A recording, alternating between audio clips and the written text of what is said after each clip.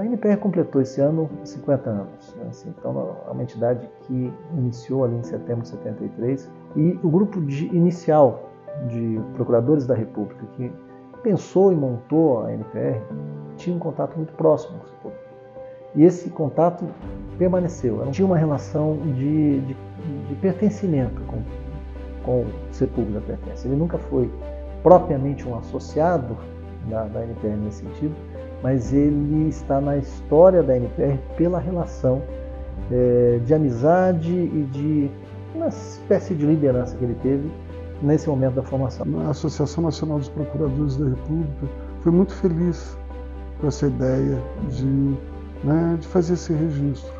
Um registro que não seja apenas protocolar, não seja apenas jurisprudencial, mas que seja um registro afetivo.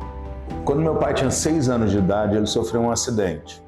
Estava brincando em cima de uma mesa e ele caiu numa cadeira virada de cabeça para baixo. Então ele cai e tem uma perfuração e a partir daí ele é alfabetizado pela minha avó. E minha avó era uma professora primária e o prepara para o colégio estadual. Aos 18, 19 anos, que ele fez todo o curso no estadual, o ginásio. E o ginásio eu fiz em São João del Rei. Vamos nos encontrar então no curso clássico, né? Do colégio estadual. E tivemos, divergíamos politicamente, ele mais de centro-esquerda, eu mais de centro-direita, mas tínhamos... A coisa ficava no campo das ideias e éramos amigos. Meu pai sempre foi um pai muito amigo, muito parceiro. Apesar de ser um homem público, de ter diversas ocupações, sempre que podia se preocupava conosco, ligava para saber como é que a gente estava, queria notícia da nossa vida. Falar sobre pertence, nós podemos falar sobre gratidão e emoção.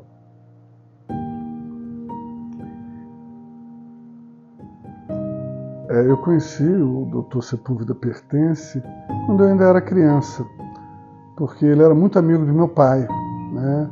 Meu pai foi juiz do Distrito Federal, foi professor da Universidade de Brasília, e quando em 1965 o Dr. Sepúlveda Pertence, junto com 300 professores, se exoneraram da Universidade de Brasília, né? Em solidariedade ao diretor da faculdade que tinha sido afastado pelo então interventor da Universidade de Brasília, o meu pai foi advogado desses 300 professores, né?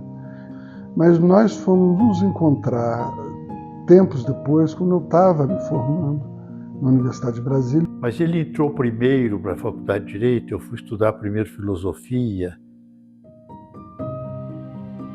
mas eu ainda o alcancei na Faculdade de Direito. Era um jovem sisudo, estudioso, queria ganhar sempre o primeiro lugar na turma. E apesar de gostar de política, né? Grande orador, participava de concursos de oratória, essas coisas existiam naquele tempo. Ainda pegamos um pouco o CAPL, que era um centro cultural, Centro Acadêmico Pedro Lessa, Faculdade de Direito. Nos reuníamos aos sábados à tarde para discutir temas jurídicos, temas sociais. Era bem diferente, sabe? A gente primava por ler, por estudar. Papai lia o tempo inteiro. Papai gostava de ver o jogo do Galo. Antes dele virar meu passarinho, enquanto ele ainda conseguia ficar de pé, e acho que até um pouco antes, porque na verdade foi...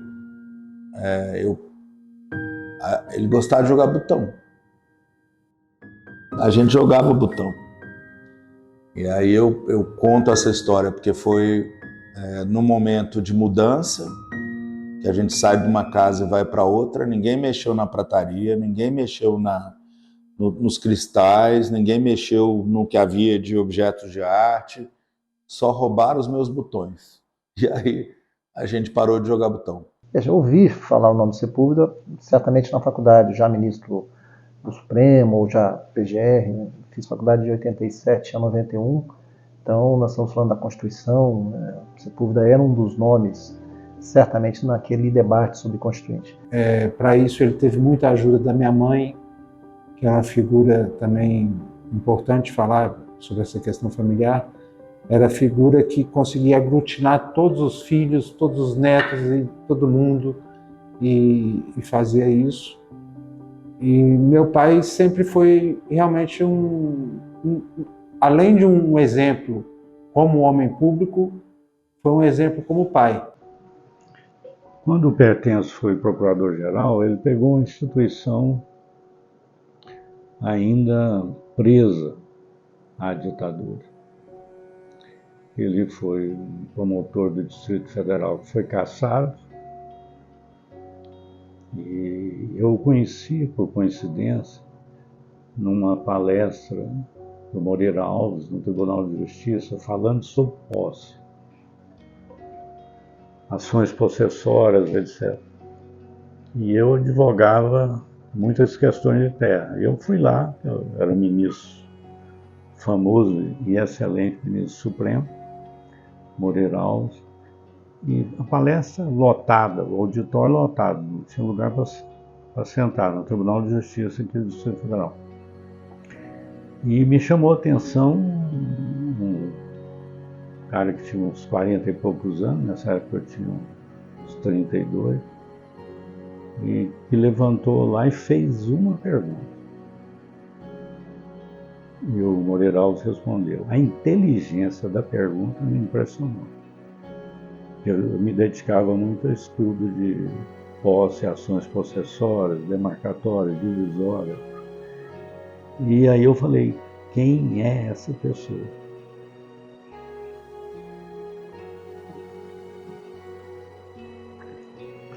E o colega advogado estava lá, falou, Pertenço, um advogado aí, só isso.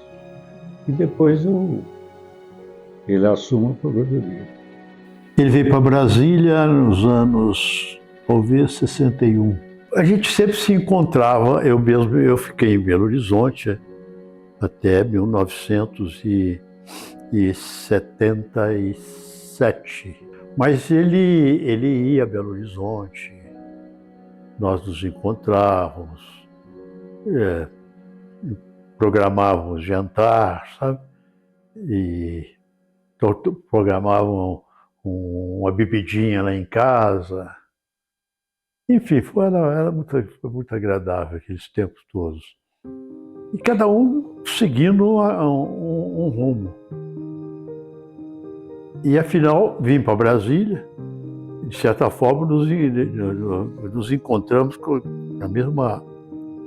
no mesmo rumo. Ele é advogado, eu juiz, né?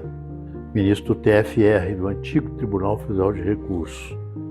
Nas minhas lembranças, eu sempre acompanhei meu pai, mas um momento mais marcante, o primeiro momento marcante assim na minha vida, na vida dele que me marcou, foi quando ele foi candidato a presidente da OAB, em 1984.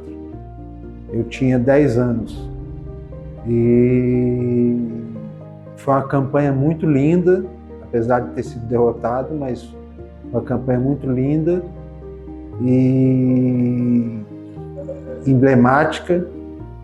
E a chapa se chamava Ordem Democrática e o tema era Muda Brasil, Muda OAB, que naquele momento o Brasil estava passando por uma mudança com a redemocratização.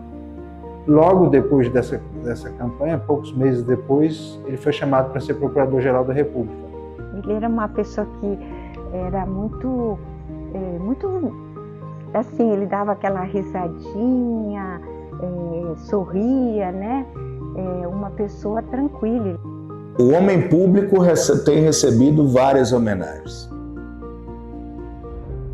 Mas meu pai sempre foi o meu gigante, a minha segurança, o meu melhor amigo.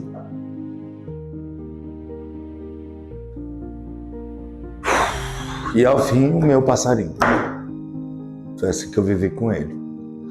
E meu companheiro do Clube Atlético Mineiro.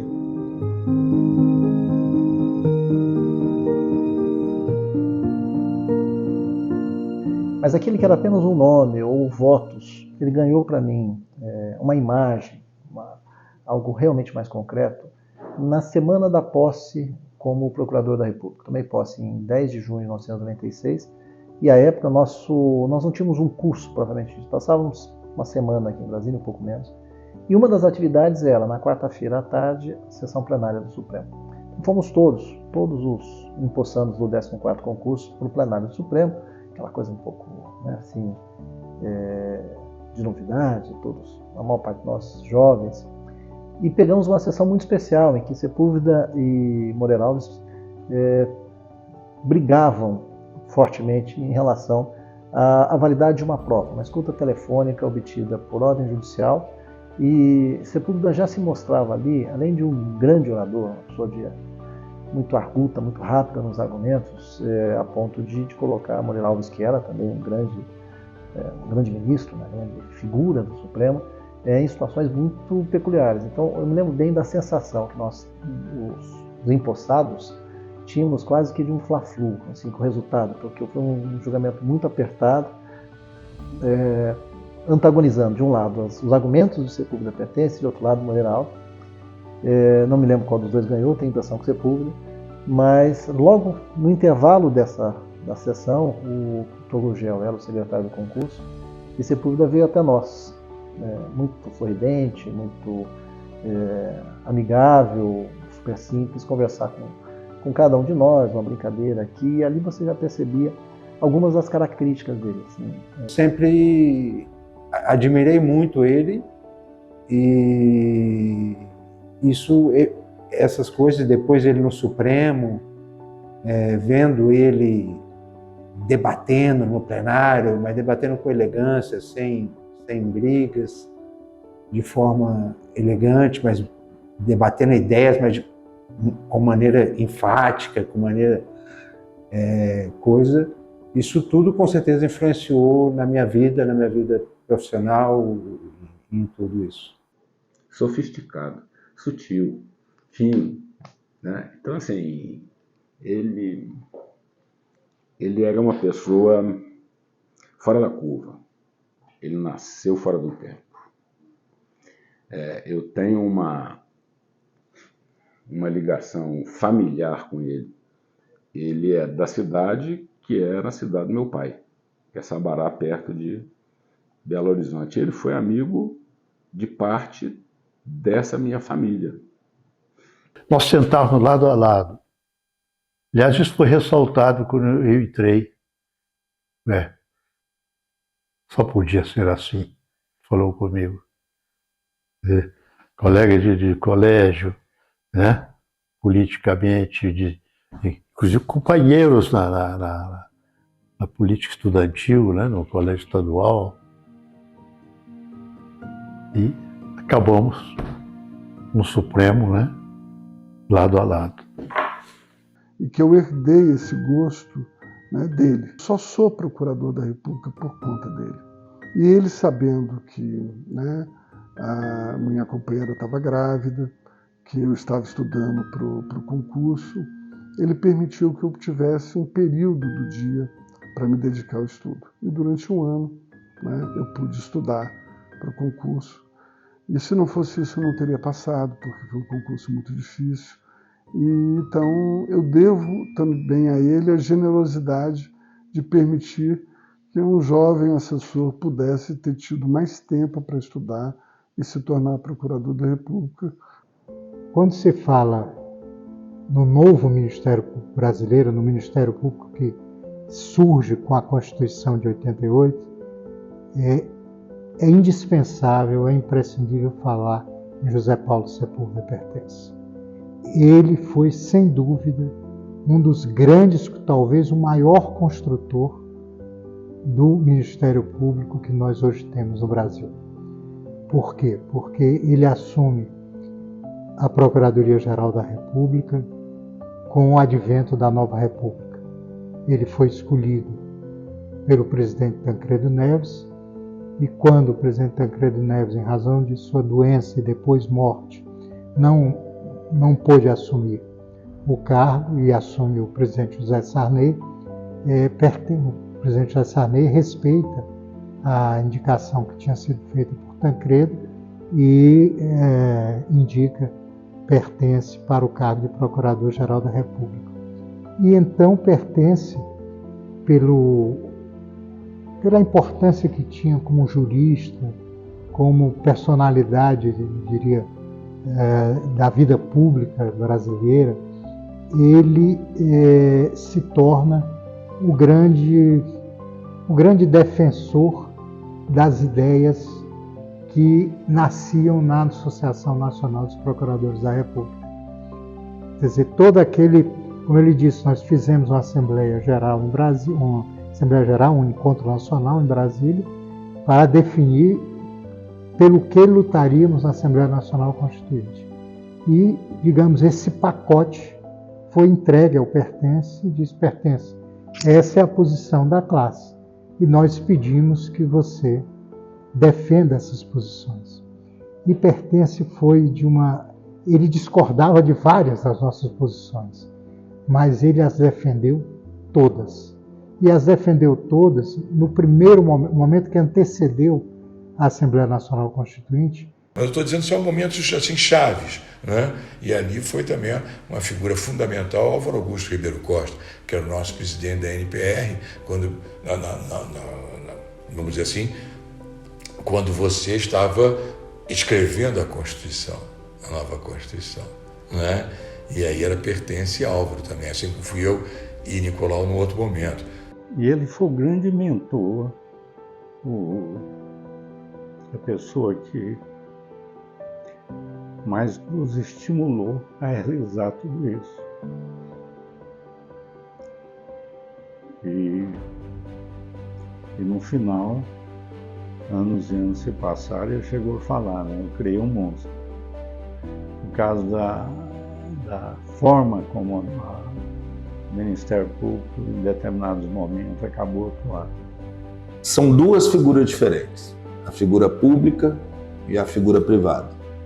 A figura pública era um gigante, a figura privada também. Mas ninguém sabe, muita gente conviveu com ele como amigo e tal, provavelmente sabem o doce e a graça e a gentileza que foi essa figura, José Paulo Sepúlveda Pertence. E eu, como filho, tenho um privilégio enorme de ter vivido 53 anos com ele. Porque ele estimula jovens procuradores daquela época, que aí tinham cabelos e eles eram negros, não é? Mas jovens procuradores naquela época, de criar essa nova instituição, profundamente democrática. Pertence, depois de promulgada a Constituição, e participava de alguma audiência pública no Congresso Nacional. E lá pelas tantas, ele se dirigindo a uma plateia de parlamentares, de senadores e deputados, ele diz: os senhores não imaginam a instituição que criaram. Certamente, se imaginassem, não a teriam criado. As pessoas às vezes diziam que ele teria dito também que ele teria criado um monstro, né? Mas, enfim, não sei se é um monstro ou se é um médico ou se a instituição ela tem virtudes e defeitos. Mas, de qualquer modo, as grandes virtudes que ela tem e que ela apresentou no correr da história se deve muito à presença dele e a essa ideia, né, de que ele abraçou. Ele foi muito importante nessa criação da SECODID e desses setores encarregados de direitos humanos, né? E assim, muito afável, né? Uma pessoa muito querida, mas eu fiquei pouco tempo quando ele estava aqui em Brasília, né? Depois ele foi para o Supremo. Mas tem um fato dele, ele presidia a primeira turma do Supremo Tribunal Federal. E ele estava com uma discussão lá sobre monopólio de lista telefônica e tal, não sei o quê. Aí ele chega e falou, fez o pregão do processo. E aí ele começa, o cara trouxe lá o carrinho, era um processo físico desse tamanho assim. Ele trouxe, e o Supremo ele usa, acho que até hoje, o caderno de notas, bloco de notas do Supremo é um bloco diferente. Ele tem a largura de um bloco normal, só que ele é desse tamanho. Aí ele traz, o cara botou lá o processo para ele, abre o bloco de notas e começou a ler. E ele só escrevia com caneta tinteiro. Aí você vê que ele tinha escrito com os dedos todos sujos de tinta. Ele era bem estabanado. Aí ele começou, fez o relatório escrito. Ele começa a votar. Ele não tinha voto escrito. Aí ele começa a citar jurisprudência, citar doutrina de cabeça. Eu não acreditei, né? O MP fica do lado direito da presidência. Eu levantei, eu fui atrás dele, olhei. Eu não acredito. Aí eu olhava pro pessoal sentado lá na plateia, que tinha os colegas, inédito, não está escrito. Aí o ministro Lewandowski estava acabando de chegar no Supremo, tinha pouco tempo que tinha chegado no Supremo. Ele olhou e fez assim. Aí eu fui lá, falei, ministro, ele está falando aí, não tem voto escrito, isso é tudo de cabeça. Ele falou, não pode ser.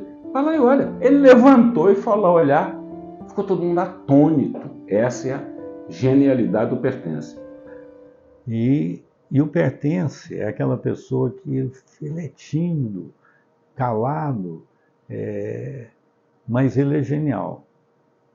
Se nós estamos numa situação difícil, a plateia pode estar mais irritada, e ele vai falar, e a plateia está irritada contra ele começa a falar e começa a dar um silêncio. Ele fala assim como um voo de cruzeiro, faz aquele esforço, não que para ele foi esforço, nunca foi um esforço fazer voto, usar a palavra, mas ele sai daquela aparente insegurança, como um avião que levanta voo, depois pega um voo de cruzeiro aí não há para ninguém. O legado fundamental do Pertence para a nossa instituição e para as novas gerações, sobretudo, é um legado de integridade.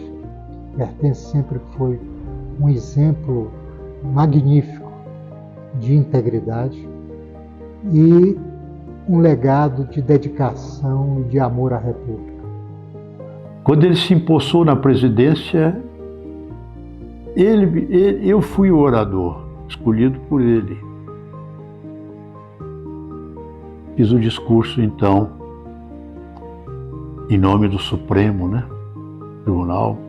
O Ministério Público Pertence, é uma figura maravilhosa, eu costumo dizer sempre, o Ministério Público, né, e faço homenagem a ele, falecido recentemente. O Ministério Público, para mim, você define antes José Paulo Sepúlveda Pertence e depois José Paulo Sepúlveda Pertence. Quando começou a vir a tecnologia, ele tinha um Apple Play cheio de músicas aleatórias. E ele não conseguia escolher as músicas, então as músicas ficavam tocando aleatoriamente. Ele era meio eclético, mas ele gostava muito de música clássica. Ontem estava ouvindo Astor Piazzolla, ele adorava Astor Piazzolla. Gostava muito de MPB, conhecia muito música popular brasileira.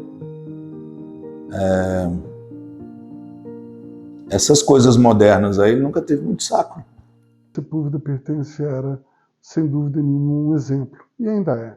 E sempre será um farol para quem quer imaginar, não é só uma carreira vitoriosa do ponto de vista, né, de que ele foi um dos grandes advogados do seu tempo, um excelente promotor de justiça, um excepcional procurador-geral da República e um ministro do Supremo, assim, de quem todos têm saudade.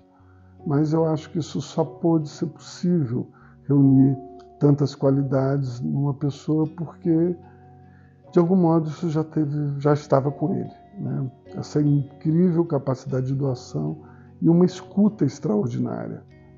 Tentar entender o outro, tentar entender as dificuldades, né? O alcance das suas decisões. Isso fez com que todo mundo, da esquerda à direita, no mundo político, tivesse por ele um apreço tremendo. Tendo essas homenagens ao meu pai, meu filho outro dia foi a duas comigo, e aí todo mundo discursando, as autoridades discursando, e no final meu filho, o papai, eu queria discursar também. Aí eu falei, por quê? Não, porque tá todo mundo falando do Sepúlveda. Eu queria falar do vovô Gui, que é o meu avô, e que era o melhor avô do mundo, que eu amo muito ele, não sei o que eu tenho saudade dele.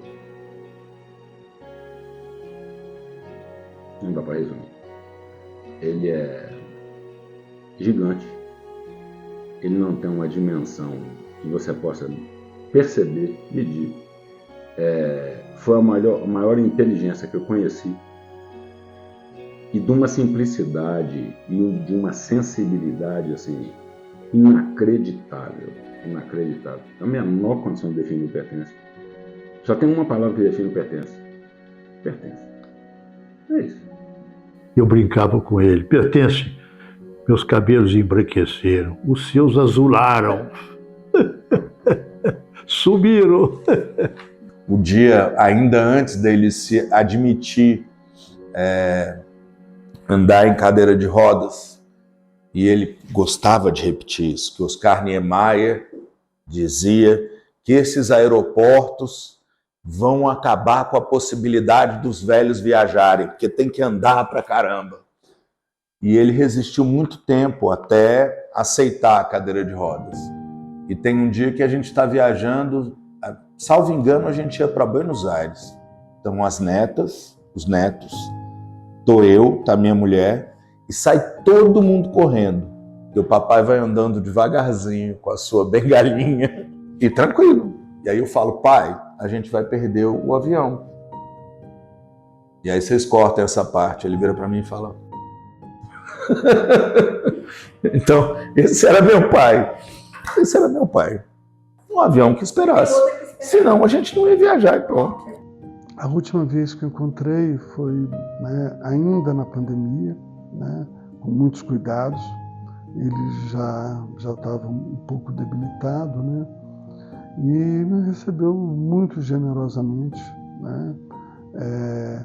Já não fumava, né, o cachimbo como ele gostava.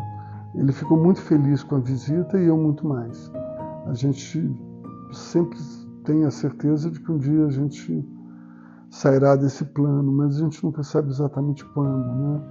No caso do Zé Paulo, eu gostaria muito, mas muito de ter convivido mais, especialmente nesses últimos momentos, né? A minha vida, né, se confunde com a dele. Na última vez que nos encontramos,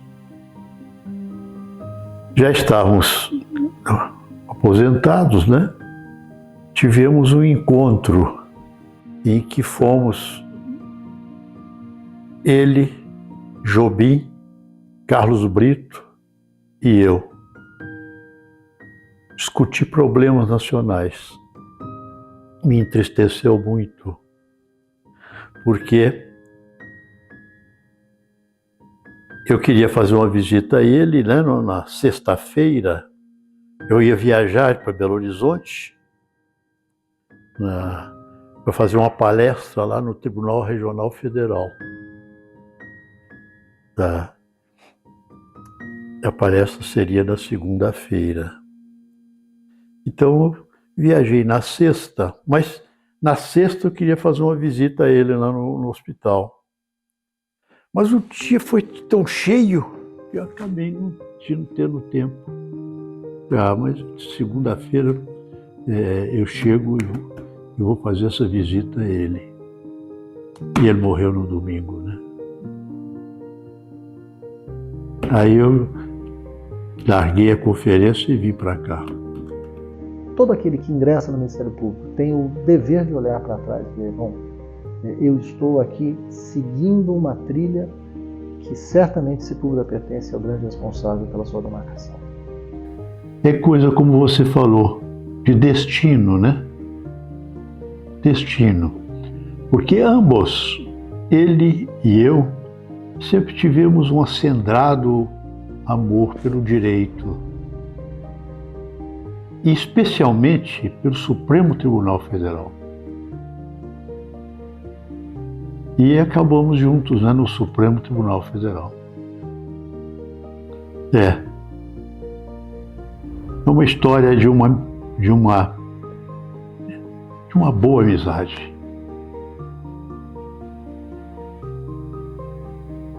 História de uma boa amizade. Pertence e eu. Sepúlveda Pertence era, sem dúvida nenhuma, um exemplo. E ainda é. E sempre será um farol para quem quer imaginar, não é só uma carreira vitoriosa do ponto de vista, né, de que ele foi um dos grandes advogados do seu tempo, um excelente promotor de justiça, um excepcional procurador-geral da República e um ministro do Supremo, assim, de quem todos têm saudade. Que vou dizer, senhora presidente? Eu não vou dizer. Senão a todos o que fazem esta casa, dos ministros, os membros do Ministério Público, os advogados que nos frequentam, os servidores,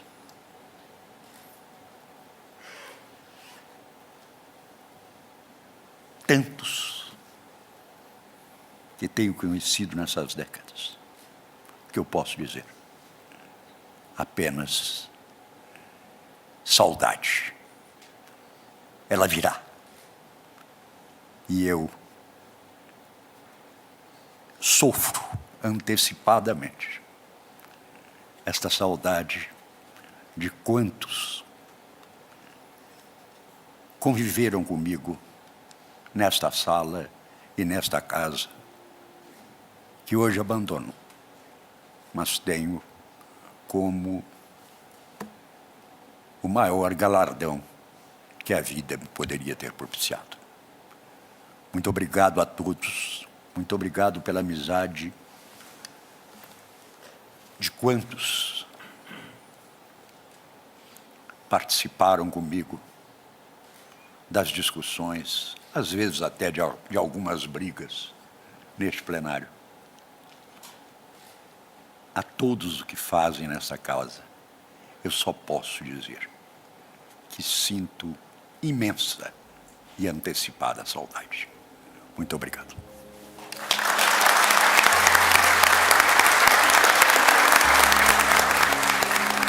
É uma responsabilidade muito grande, porque eu tinha noção da dimensão dele no meio jurídico, profissional, como procurador-geral, como ministro supremo, como advogado, que ele foi por muito tempo, toda a história dele na ditadura, caçado, preso, aposentado. Mas após a morte dele, foram tantas as homenagens que não acabam, estão acontecendo o tempo inteiro. Foram tantas as homenagens que a gente percebeu que a dimensão dele era maior ainda do que a gente imaginava. Era a coisa mais gostosa do mundo. Hoje é a hora que eu mais sinto falta. O Galo ganhou ontem do Grêmio e era dia de eu ficar ligando para ele em todo gol e ficar falando: pai, você viu que golaço? E hoje eu só olho para cima, mando um beijo.